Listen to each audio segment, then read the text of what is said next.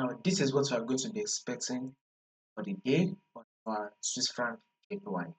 So first and foremost, if you are yet to subscribe to the channel and you've not done that yet, make sure you click on the subscribe button, like and share. Also, make sure you follow the Telegram channel so you will not miss out on any single updates we are going to be posting for you guys.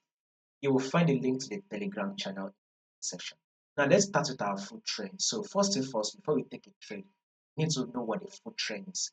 And as you can see right here, on our food trend, on our main trend by the way, Swiss franc JPY is in an uptrend, like trending to the upside. This is a fair, this is right here. Swiss franc JPY is clearly on a bullish move. Market is seeing a series of higher and low, right, going on. Now take a look at this movement right here, guys. So this is your first higher high. Now here comes the higher low, right? Market was able to push up to form a new higher high.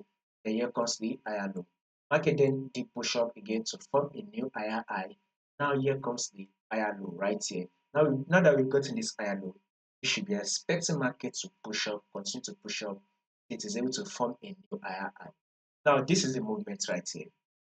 On Friday, markets opened and closed bullish, which was last week Friday. Markets opened and closed bullish. Now this is on Monday, markets open and close bullish.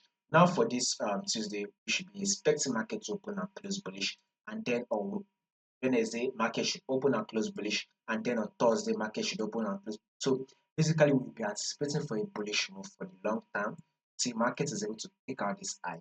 So that is to tell you that whatever you want to be doing on the Swiss franc JPY, you should be going in for the high. So now this is a multiple rejection zone. So if you get market drops, there's a possibility that market will drop. If you get market drop, market will most likely push up, or market will likely push up here. So within these two levels is a potential bullish move for us on our Swiss franc JPY. So it's either we start getting a bullish move from here, or market is likely to drop to take out liquidity, right, before it eventually push up. So whatever you want to do on your Swiss franc JPY, just go in for the buy and hold. Once you buy and hold, you see the results of Swiss franc JPY.